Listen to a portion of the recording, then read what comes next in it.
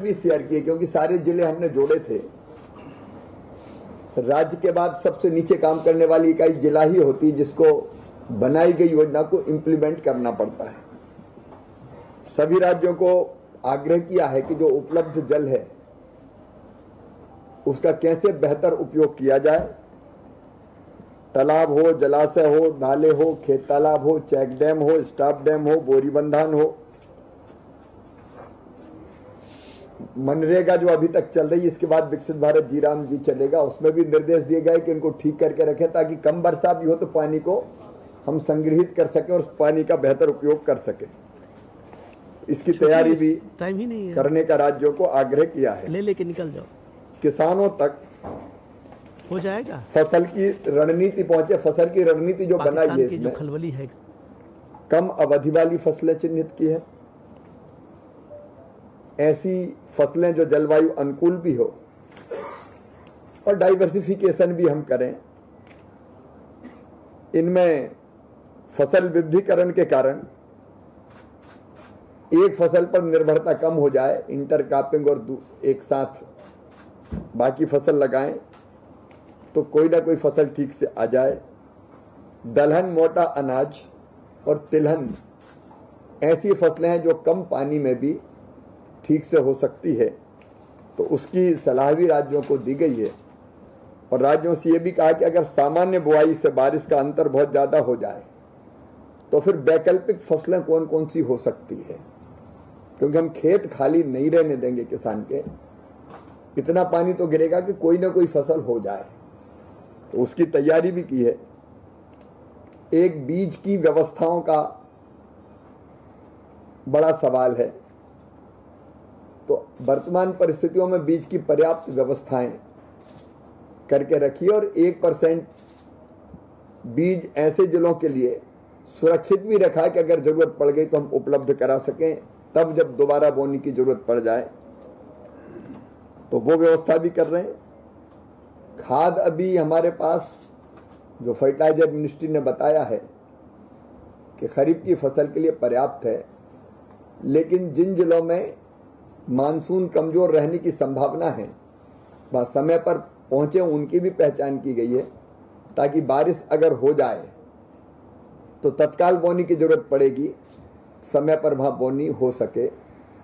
एक ये भी आग्रह किया कि 75 से लेके 100 मिलीमीटर वर्षा जब हो जाए, मतलब जमीन में पर्याप्त नमी हो जाए, तब बोनी करें। थोड़ी सी बारिश में बोनी अगर कर दी तो बीज खराब होने की संभावना रहेगी।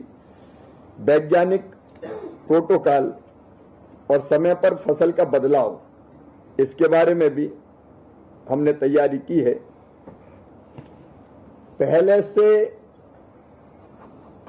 तैयारी भी, बाद में हम सोचें कि अब ये परिस्थिति आ गई क्या करें, उसके बजाय पहले से तैयारी, डिटेल और एडवांस प्लानिंग जिलों से करवाने की हम लोग जिलों के साथ मिलकर तैयारी कर रहे हैं। केवीके की इसमें बहुत महत्वपूर्ण, कृषि विज्ञान केंद्रों की महत्वपूर्ण भूमिका रहेगी जिलों के साथ काम करके, क्योंकि 731 केवीकेज हमारे पास हैं, तो केवीकेज को ये सलाह यहां से पहुंचे, केवीके नीचे किसानों तक पहुंचा और इंप्लीमेंट करने में मदद करे, क्योंकि बीज की सबसे मजबूत कड़ी हमारे कृषि विज्ञान केंद्र है। तो कृषि विज्ञान केंद्र और कृषि मौसम इकाइयां किसानों तक वैज्ञानिक सलाह पहुंचाने के लिए हमारी सबसे अहम कड़ी है।